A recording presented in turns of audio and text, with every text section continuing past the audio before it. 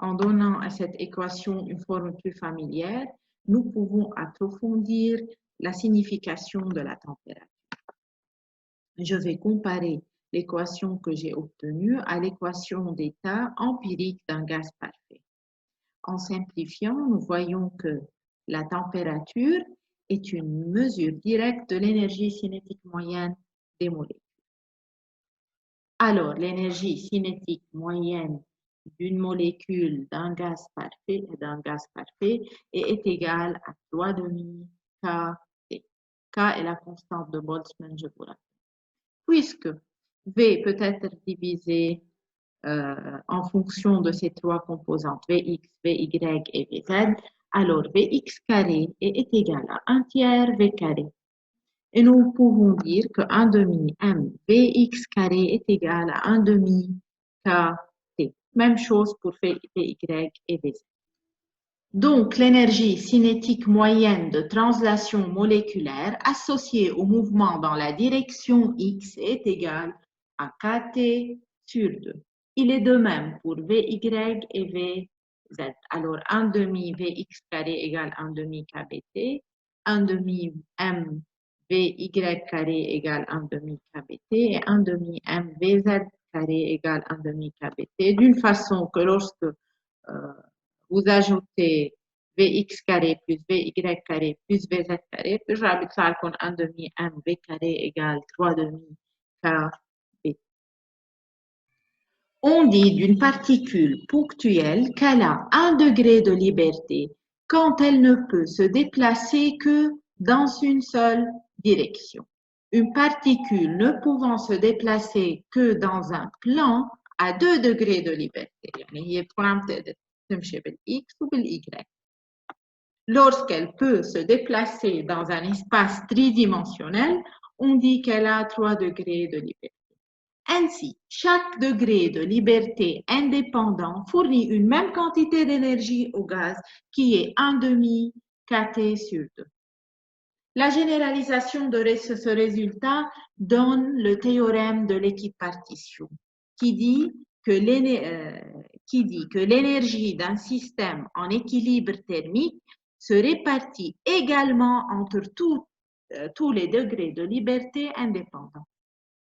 Alors, si vous avez un système thermodynamique en équilibre thermique, est-ce que les particules sont confinées et ne peuvent se déplacer que dans une seule direction? La énergie cinétique 1 demi kV2 راح تكون بس à un seul degré de liberté. بس 1 demi kT. Si la particule peut se déplacer dans deux directions x, y dans un plan, 1 demi plus 1 demi kT, l'énergie cinétique est égale à kT. Si elle peut se déplacer dans un espace tridimensionnel, 3 demi kT. Là, nous avons 1 demi kT plus 1 demi kT plus 1 demi kT. Donc, l'énergie cinétique totale est juste n fois l'énergie cinétique d'une molécule. Là, on a un gaz formé de n molécules. Là, l'énergie cinétique de translation totale de le gaz, c'est n fois l'énergie cinétique d'une seule particule.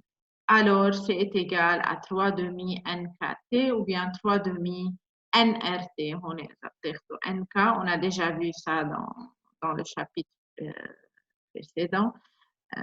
NK est égal à NR, où R est la constante du gaz.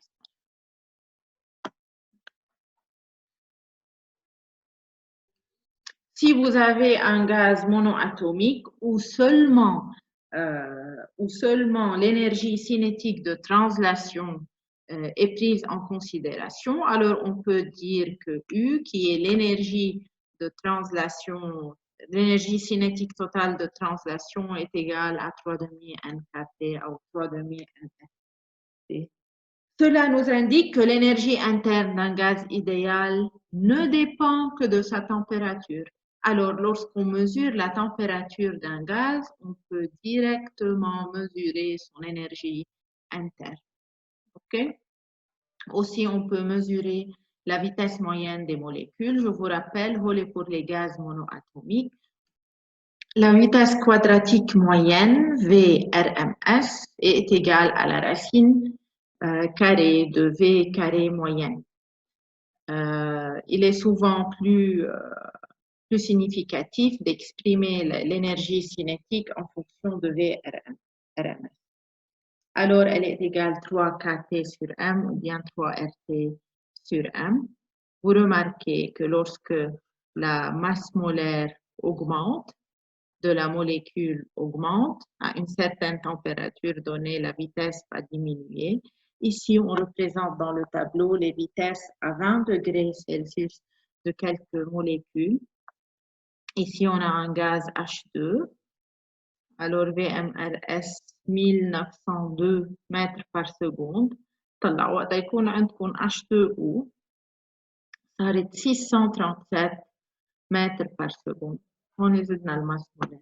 اوكي طلعوا مثلا عندكم ال H2 وال O2 1902 لل H2 لل O2 478. Okay. Laquelle à une température donnée, les molécules les plus légères se déplacent plus rapidement que les molécules. Passons à l'exemple 18.1 de votre livre. Un réservoir ayant un volume de 0,3 m3 contient 2 moles d'hélium gazeux à 20 degrés Celsius.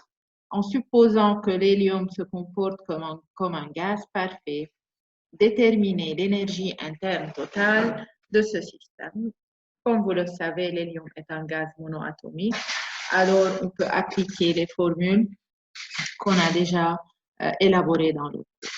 Pour déterminer l'énergie interne totale de ce système, je peux utiliser l'équation qui dit que l'énergie interne est égale à 3,5 mRT. Alors, 3,5, vous avez 2 moles. R, c'est une constante.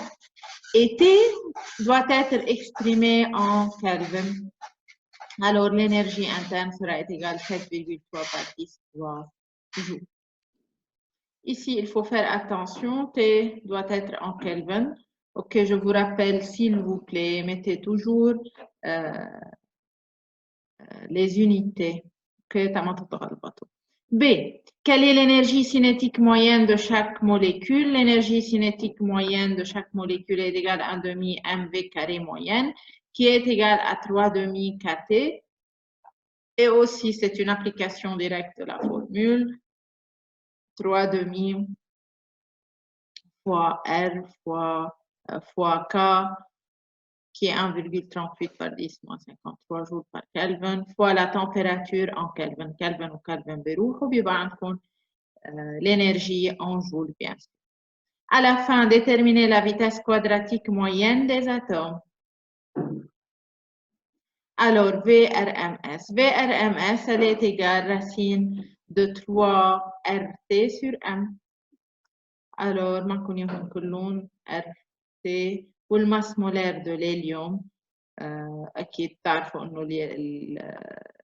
الهيليوم عنده une masse molaire de 4 par 10 kg par mol أو حتى بكونوا عاطينكم إياها en grammes par mol بنحولها لكيلوغرام par mol et vous calculez la vitesse quadratique moyenne. كان فيكم كمان تلاقوا الفي تعملوا لها راسين كاري رح يرجع عندكم نفس الكالكول.